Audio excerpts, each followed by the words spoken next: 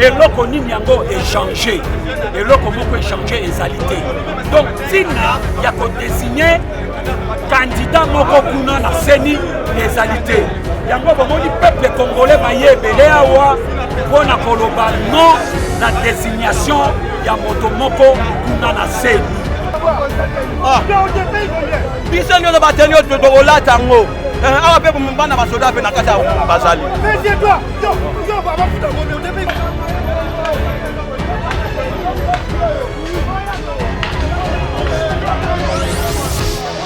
Silongo, yo desa oza nyoka, kana kato yongo. Otikala kaka na mukila, ibanaka. Otikala ne yoko te. Ona kata mboko banda osakuti. Ata idoko moko sali, ezate. Ata kompani moko kongo ni jasi, ezate.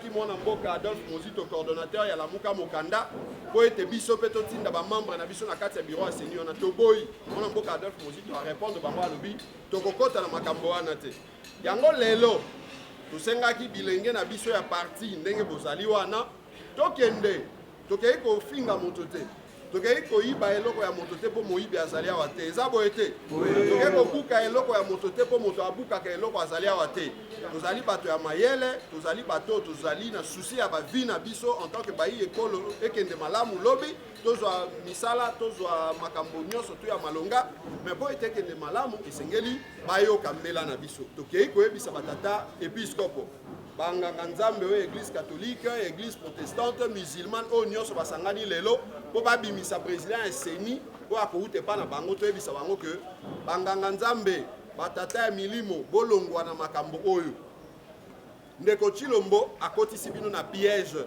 po ete lobi tango tokoboya président owana parce que toyebi ke bozo planifier déjà tricherie et surtout que moto oyo ndeko Chilombo aza ko imposer bango boyokaki abeshole ndenge alobaki bazo imposer bango pe kutu même candidat moko aleka et puis azaka ka ekolo moko na ndeko Chilombo candidat na zape ekolo moko na ministre de justice na premier président cour suprême de cour constitutionnelle ezola ki sa solo été baza na plan moko ya molili ya mabe ko na mboka na biso alors biso lelo na ba kaliko na biso tozana yango wapi yango ba kaliko na biso tozana yango wana lakisa tokende tokyo finga butu te toya wana totelemi tozola ki sa batata episcope que biso toboyi awa tolobi nini non à une CENI politisée. Oui à la dépolitisation ya CENI. Donc tel marabo, les bozana biso tout temi to la batata episcope que to boy bobi mana makambo wana basango, bobi mana makambo wana ba pasteur, bobi mana makambo wana Chilombo akoti sibino na molili bobi ma. Bolanda nzela ya Adolphe Mozito na Martin Fayulu ndenge balobi ete bakotinda bato te na CENI wana. Pona nini pona to zongisa bango na nzela ya raison. Tout ça la réforme ndenge to décider que ça bo été parce que la réforme on a ndenge na lobby ekosunga été to sokola to kombo la bureau ya CENI o ya nanga asala mabe wana to kombo la bureau ya CENI ndenge balinga balekisa ronsa baluki balingi ba maintenir même processus wana na ba même bato wana alors que mikolo leka kuna to bima biso na bango na balabala omoni que bakoti na jeu moko ya compliqué na bango na kabila lokola basé sika moko pona baya ko rouler lisusu bino peuple donc dans amulaité lelo ezaki kaka pona sensibiliser bino na message wana na bien que tozui bino à pied levé moi transport moi ndenge ezaka kaka toye awa pona biloko misato ya liboso toali kosenga na batata na biso ya molimo na baconfession religieuse ke badésigne moto te na présidence ya CENI parce que bango moko batalisaki biso que loi wana oyo bakeko vote na parlement oyo ezali illégitime na parlement ya monsieur Tshilombo bango moko batalisaki biso que loi wana badepolitize yango te badepolitize yango te mais boni kaka lelo bango susu baya kokende kodésigner moto na présidence ya Seni eloko nini yango échanger eloko moko échanger ezali te donc tina ya kodésigner candidat moko kuna na Seni ezali te yango bomoni peuple congolais baye ebele awa mpona koloba non na désignation ya moto moko kuna na Seni wana eza ya liboso ya mibale tolobi boy tolingi ke avant que loi oyo ya Seni donc loi faisant organisation et fonctionnement ya Seni avant que ezala appliqué il faut que consensus moko ezala trouvé tout autour ya loi wana c'est-à-dire quoi tous les partis en conflit bakutana to discuter sur cette loi parce que ezali loi moko oyo ezali kotoucher souveraineté ya bakongolais ezali loi d'intérêt commun ezali loi moko te que un groupe de gens va se retrouver quelque part va discuter va tailler loi sur mesure pour que va appliquer yango pour na intérêt personnel yango bakongolais balobi non et non non et non Yami Sato tosengi la dépolitisation ya cette loi tolingi teke na kati ya bureau oyo ya Seni tomona bapolitike kuna na kati parce que babengi yango commission électorale nationale indépendante bapolitike na kati bakoya kosala nini yango biso tokosenga dépolitisation tolobi boye bapolitike batikala kaka na plénière bazala na droit ya retard bazala na droit ya contrôle wana nde tokozwa Seni oyo ezali dépolitisé Seni oyo ekokoma citoyen e bato oyo bakodirige Seni wana tolobi boye tosengi ke moto moko te azala parce que moto moko akoki kozala influencé moto moko bakoki kopesa ye ba injonction moto moko bakoki kocorrompre ye yango tolobi boye poke apaiser moto nyonso eke moto nyonso azala na kimia tolobi boye présidence wana ezala présidence moko collective présidence d'ensemble maintenant la fonctionnalité ekobanda kosalema d'une manière tournante présidence ekobanda kozala présidence moko tournante nyonso wana eza mpona nini nyonso wana ezali mpo ke toévite corruption toévite bainjonction et que kimia fait transparence la transparence ezala na bato oyo nyonso bakogere Seni bongo ntango tokokende maponami moto oyo akolonga ye wana nde bakobimisa mpo ke adirige Seni voilà bandeko na ngai ya presse eloko toye lelo awa mpe tokosenga Shole abe Shole aya totanga memo na biso bongo d'une manière démocratique. Merci beaucoup. Je crois bien lelo tolingi totambusa mokili te mais nous sommes la population toza peuple congolais tozobunda bitumba même ya bitumba sorte ya bitumba ya révolution kuna na biso tozobunda révolution kuna monguna ya Congo alinga politiser Seni parce que aleka na ndenge mafia avant tokoma na stade wana le raison pour laquelle lelo toza na Seniko koyebisa bango bato babengaki toza na vigilance alors toboyi Seni ezala politiser toza na ni Fayulu, ni Katumbi, ni Bemba, ni Martin Fayulu, bazala na seni, batia mukongo na seni, ni Kabila, ni Chilombo, batia mukongo na seni, batika seni, babenga commission nationale indépendante.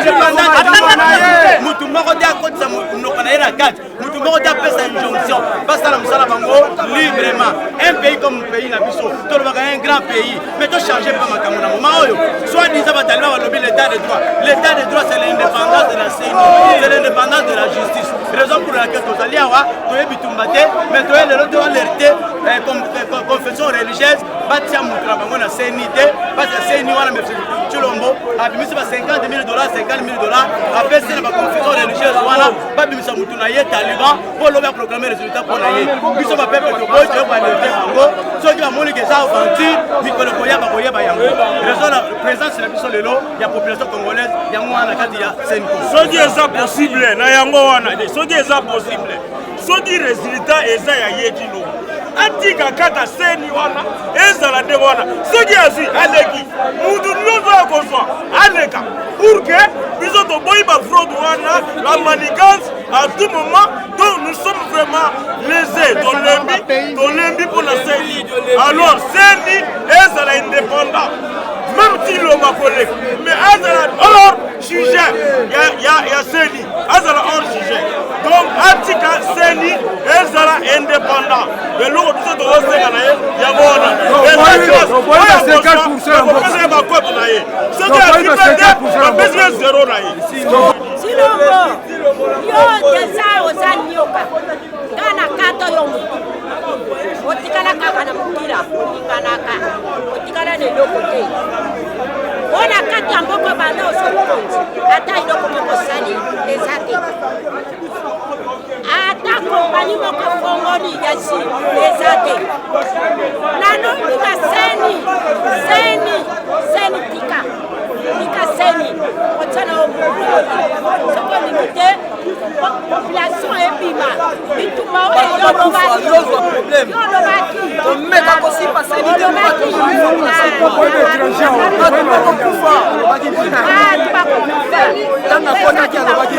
Abi na yeli la démocratie. Alors qui bon abi na yeli la démocratie. Démocratie en gros à son monde sur les peuples d'abord. Pas au monde sur peuple et ba qui est politique. Ayela ba na biso écouter. Alors ba qui na biso yebi ye ayaka apesa rapport ya matanga atata na ye okola babeti suluke na bango na zongro ye akonza biso na bango oyo alongola minere na biso amema yango na Rwanda papa bato bakokufa awa maka ya moto likwambaoa déterminé soko osali erreur mbongo wana oyo oyibi ya bakongolais okolia yango te oki toyebisa yo toyebiso toza déterminé tika CENI est indépendant. Aussi, ekoki zonga na Belgique te pesa rapport na bandeko na oyo tika ki na Belgique pour ya ki pesa nini reposa matanga. Yo to lingi te to boy. Wana balaka mbala moko. Ola kabiso 4 fois 5 fois te to pesa ki confiance mais ozane eloko lisusu te kende na yo. Mwasi ata lelo ozovive na mwasi. Ata lelo ozovive na mwasi. Asenge pesa ngelo ko olagie. Ebi pesa ngabo olagie ti 3 fois akolemba. Tilombo tozabatu. Bande ba premier si tolembi. Na nzala nde tozovive bo ezalaka te. Tolobi na kata CENI wana. Pas de politiciens na kata CENI. CENI eza yote, CENI eza kabete, CENI eza congolais nyonso. En plus na lobby na ba pasteur religieux. Soki bino koti makambo ya CENI to semble soute na suki. Omona nzalote. Nalina lobelo ko moko. Surtout ba base yango na ba confession religieuse. Vraiment so bo memi biso na ndenga bo nzambe te. Bino ba confession religieuse bino nyonso na kolakela bino mabe na kombo na Yesu. Soki bozo tabisa mboka oyo biete bino nyonso bozo kene. Nzela moko na ba président de la République ya ko tuye mboka oyo. To kolakela bino mabe suka na bino ti liwa. O toza koloba na passe o biso tozo mona. Jésus a fait la mission du Coran passé. Bino sous besoin pas sa mission passe le Coran passe ma banque du Coran mutu na passe peuple congolais toujours va souffrir. Na cadre ya seni to lobby yango bien ezala libéré. Ezala libéré et loko to beleli ezala libéré. Bozala mipandi na kati na ba fraude ba nini te. Soki komi ka ba position wana to ko signer ba congolais nyoso. Bozo ba arme ba boma Kongo etika la mabele abu bien. Oui, Manamboka, au-delà de toutes les attaques, au-delà de la tentation, au-delà de la provocation, nous avons la morale.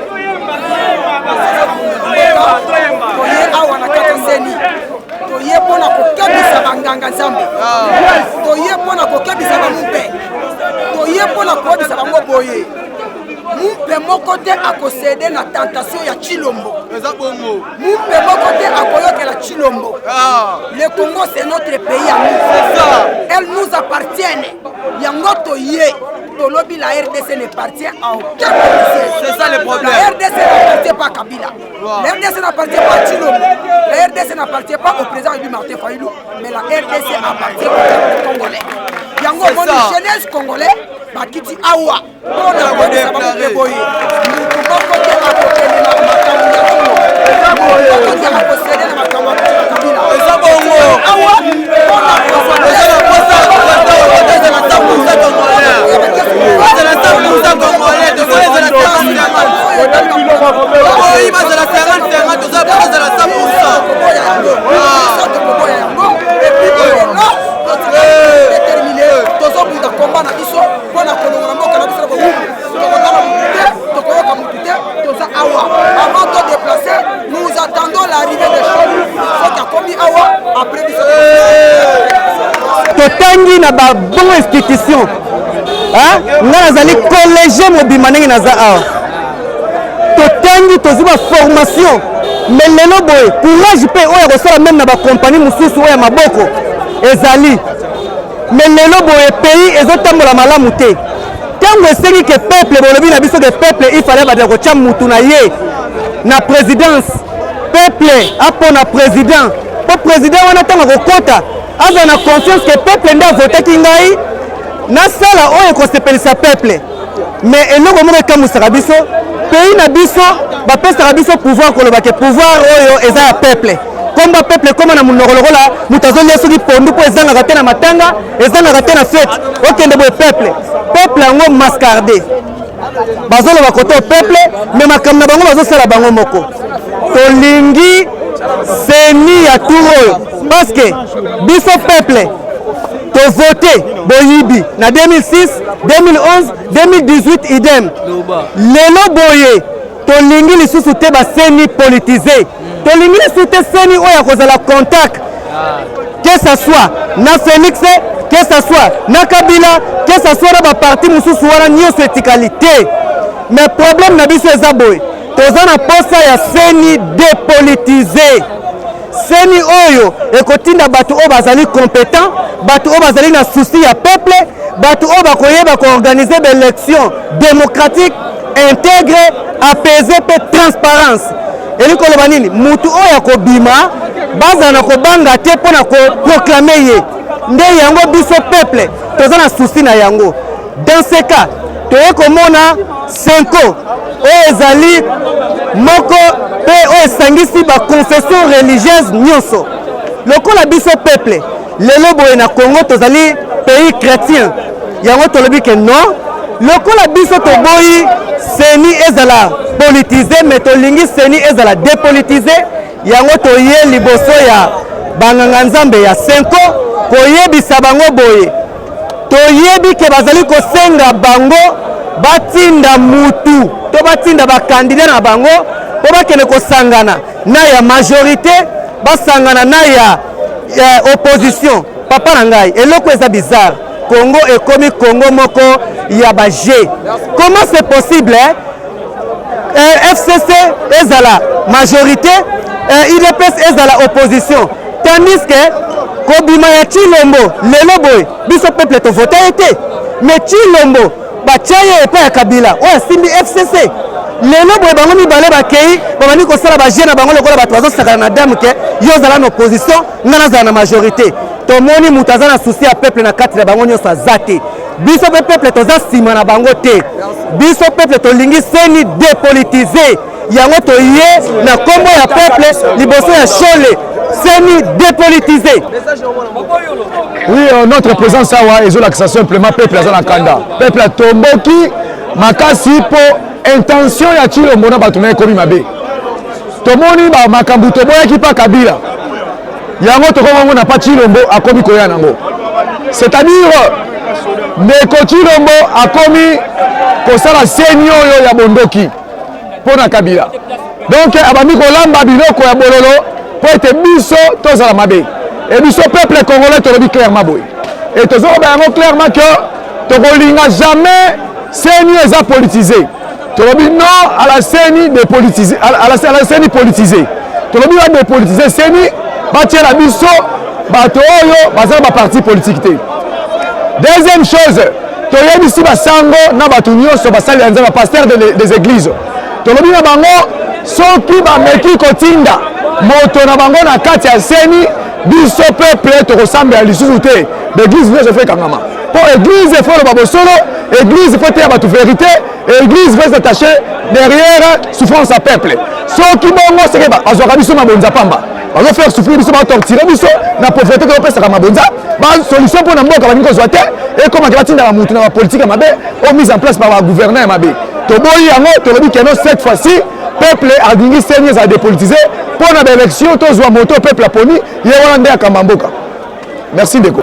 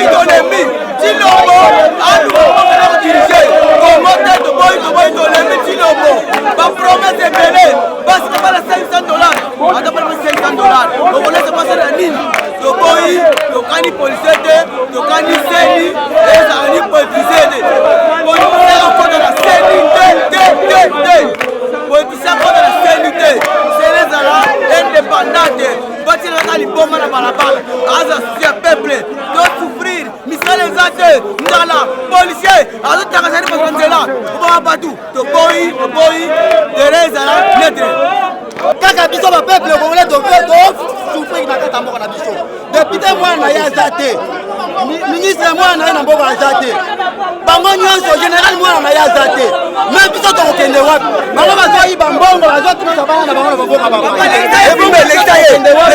biso tokokende wapi bazoyiba bambongo na mboka na biso bazotinda bana na bango na baboka étranger biso na bana tokokende wapi biso na babota tokokende wapi tozana mboka tokokende te mboka na biso Congo tokokufa na Congo tokotama na Congo tokotiela mpe bacongolais tokokima te.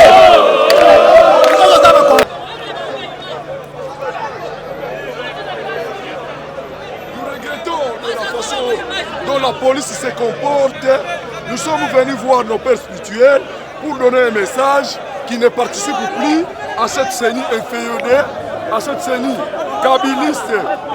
Nous sommes venus ici sans faire de bruit voir nos pères spirituels pour leur déposer un moment disant que nous ne voulons pas que vous puissiez participer à cette CENI inféodée, kabiliste et sécurisée. Mais ce que nous regrettons, nous n'avons pas de pierres ni d'armes blanches. La police qui est venue a commencé à commettre des actes purement infractionnels des abus du pouvoir. Ils commencent à arrêter. Regardez, monsieur le journaliste, vous êtes ici. Est-ce que nous avons cassé? Est-ce que nous avons injurié? On sait que c'est lié, c'est parce que c'est la confession religieuse qui y habite. C'est que nous sommes venus, on chantait pour leur rappeler que le pays est en péril. Si vous envoyez quelqu'un qui va sauver ce pays, et vous le savez que depuis 2018, les choses ne marchent plus. Voilà, à travers la loi électorale, la base de la tricherie est plantée pour faire sortir M. Félix Tshisekedi en 2023 dans tous les moyens qu'ils connaissent. Mais ce que je déplore, c'est les arrestations arbitraires orchestrées par la police nationale. Et donc, nous interpellons M. Kassongo, ministre de l'Intérieur, de faire un recyclage pour la police nationale. Les gens qui marchent, ils n'ont pas de pierres, ils n'ont pas des armes blanches. Pourquoi venir avec les armes à feu, commencer à les intimider, commencer à les arrêter? C'est la violation flagrante de la Constitution et les droits humains. Nous n'allons pas céder à cette intimidation. Nous irons jusqu'au bout. Merci, monsieur le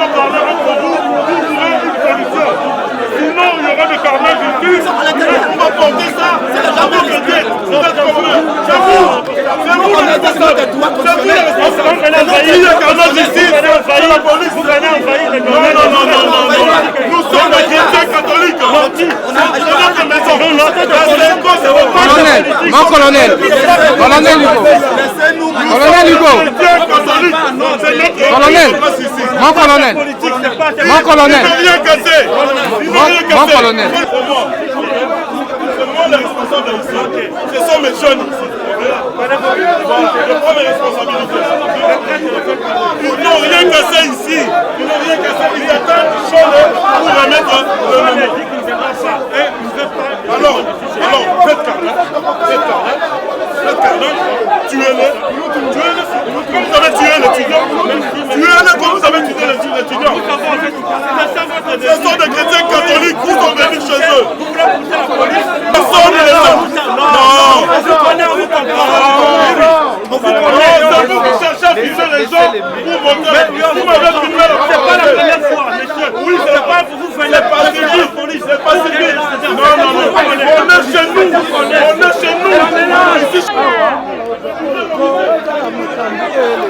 C'est bon.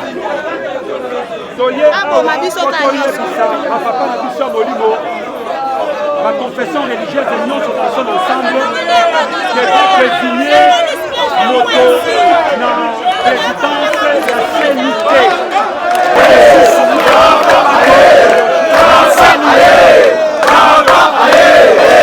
Nous ne voulons pas de la CNI politicienne. La CNI politicienne. La CNI est politique. On parle de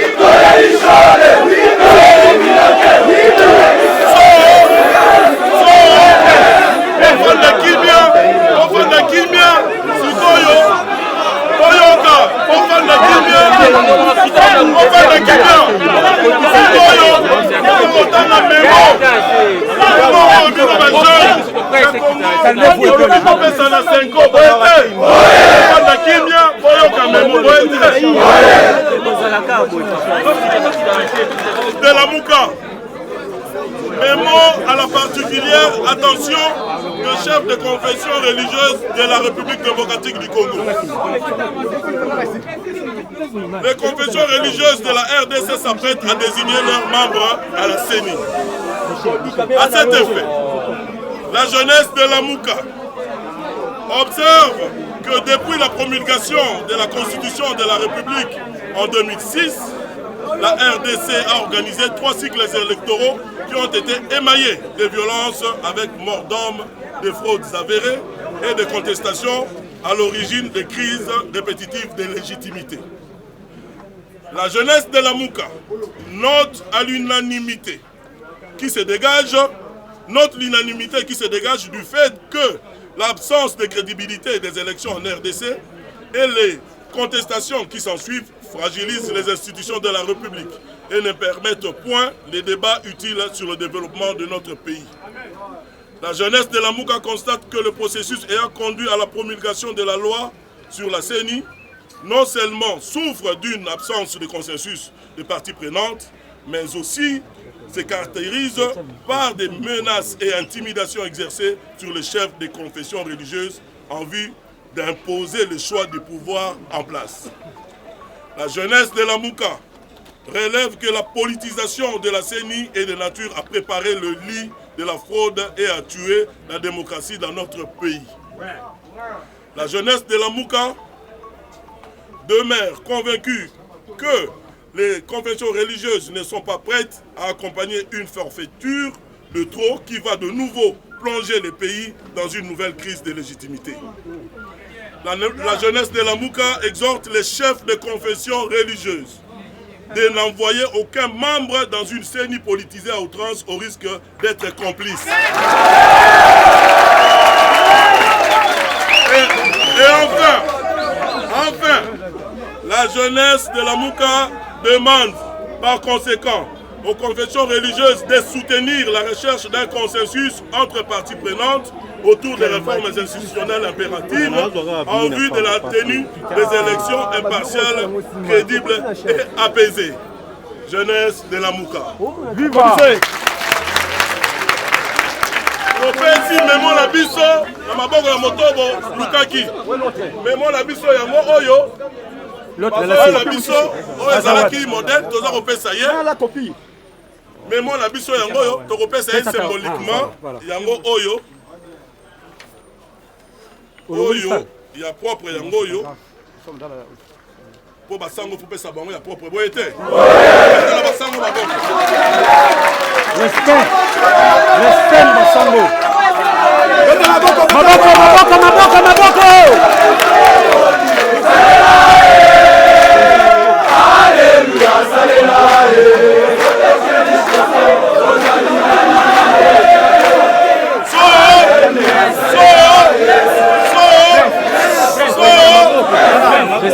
Na lingala tolobi jeunesse congolaise eye komona ba mupe ya 5 na bango tomoni pe ba confession religieuse nyonso ona koyebisa bango ke bato oyo modèle bakosala processus na bango ya désignation ya président a membre ya CENI confession religieuse tolingi te peuple abenga bango complice. Soki ma confession religieuse, soki basango na biso ya 5 ya ECC, bandimi processus oyo euti na loi portant organisation et fonctionnement, ndenge ezalaki voté de manière unilatérale na parlement oyo ya ba député ba sénateur nommé, confiance ya peuple pe to retirer yango. Bino boza basango na biso, bino boza ba pasteur na biso. Eloko bano nyonso bazali awa ya Congo basengi bino botinda moto moko te na kati ya CENI na processus oyo eza déjà biaisé. Boye te oyo kapapa sango nini ya koloba na biso kolobi na bango basangisa biso na poso mibale Lamuka oye kolobi na bango boye basangisa biso ezala cash ezala FCC ezala Lamuka na poso mibale de dépolitiser CENI rapidement yali boye te retard moko te ekoyala yali boye te poso obe mibale toko dépolitiser CENI toko désinfecter yango totikeli yango obe banganga nzambe bango na bango base surveiller ya liberté biso lamuka oye lamuka to alisi ide mpe tobazala si kabila na bato na ye bazala si bana nzambe nde bazala na sifle na monoko ya liberté atoni bino botombi alobe fe abeshole lokanga nzambe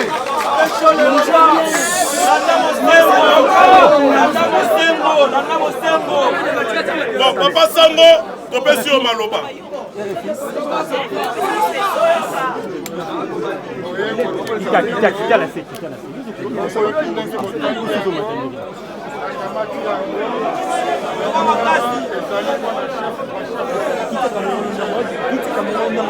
Azul Banassi, Azul